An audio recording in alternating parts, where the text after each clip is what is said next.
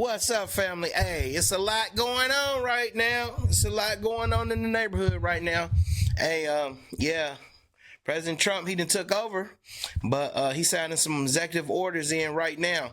But from my understanding, this new one, they closed the CBD app. It's suspended. I said CBD. CB. What the fuck? CBP. Yeah, the app suspended, man, and so hundreds of thousands of people waiting to get, their appointments for their interviews to become citizens and stuff like that, man. So that's shut down. So let's see what they talking about real quick.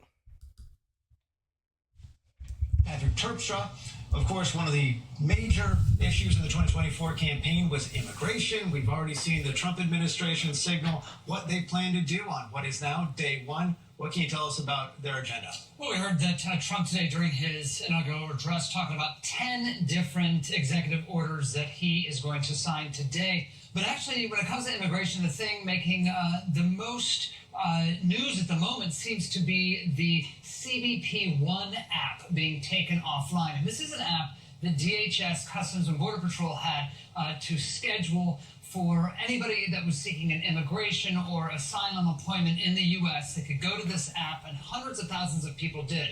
That app went offline as of noon Eastern. Yeah, so what they saying, excuse me, family. Hey, this is that app, like if you, want to do asylum, coming from another country, you want to be a U.S. citizen, this is what you got to go through this app. And from what I understand, it's an application and they give you an appointment and so man,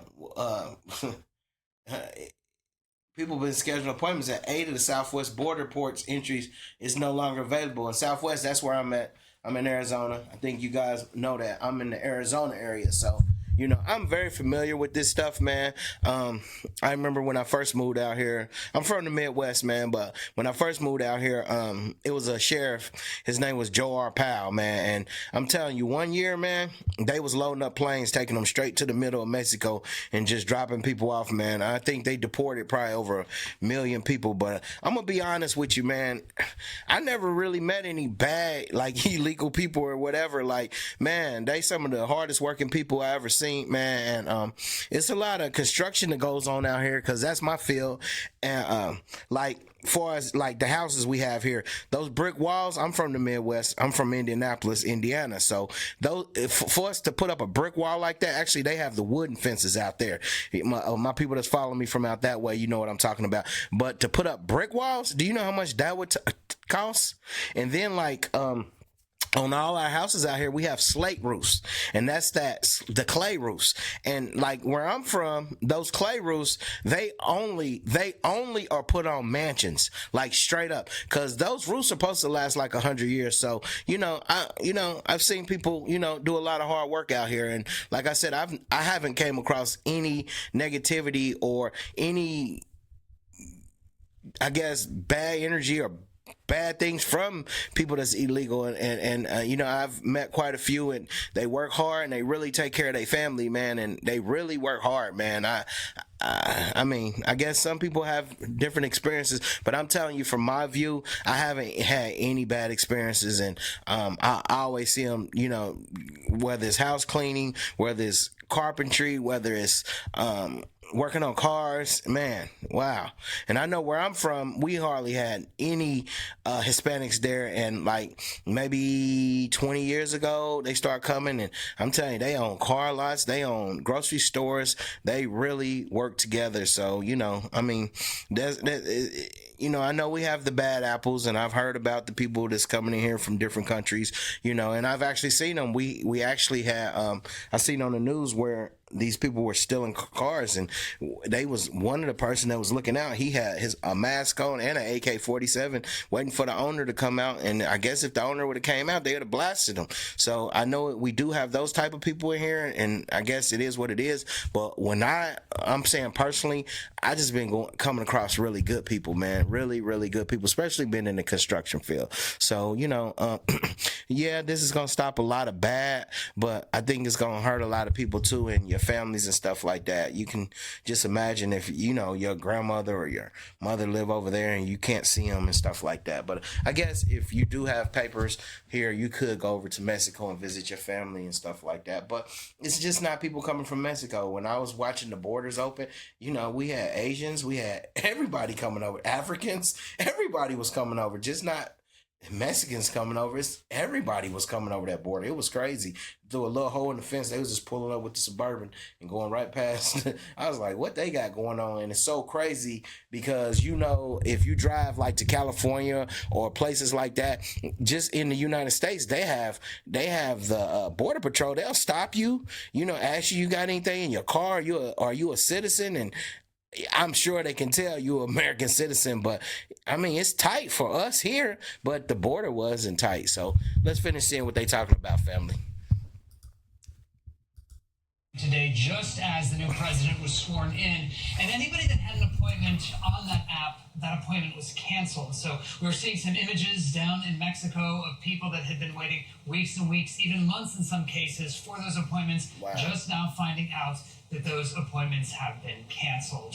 In addition to the developments with that app, of those 10 executive orders, the one that is perhaps the biggest is the declaration of a national emergency with respect to immigration. President Trump saying that one of the orders will allow him to increase the military presence at the southwest border and resume construction of the U.S.-Mexico border wall, something that President Biden has suspended. Also, new asylum. Wow, so his executive orders, he's declaring national emergency at the border. So if he's declaring it's a national emergency, that's gonna bring in the big boys, which is deploying armed forces, new asylum restrictions, ending birthright citizenship. Okay, that's something that's been going on, and that's written in the Declaration of Independence. I think that's that's some big stuff right there, because if you're born on American soil, you're considered American. So I think they're stopping that. Wow, they're stopping that. Hopefully they don't backdate it or nothing like that. Yeah, they stopping that. So if you're not born, you can't. So I guess what they're saying, like, if you're a legal citizen, you can't, like, say if you sneak over here and then you get pregnant while you're over here, that baby's still not an American citizen. Wow. He's going to have some fights with that one, though. That's going to be in court. They're going to fight him on that one. I'm going to tell you that right now. They definitely going to fight him on that one. Let's see what else going on, family. Hey, family, I do want to say real quick, I got this information from Script News, and it will be in the description. And I also want to say, hey, man, hit that like button. And if this story is interesting to you, share it for me, man. I really appreciate you guys.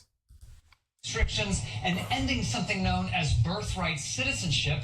This is guaranteed under the 14th Amendment of the U.S. Constitution.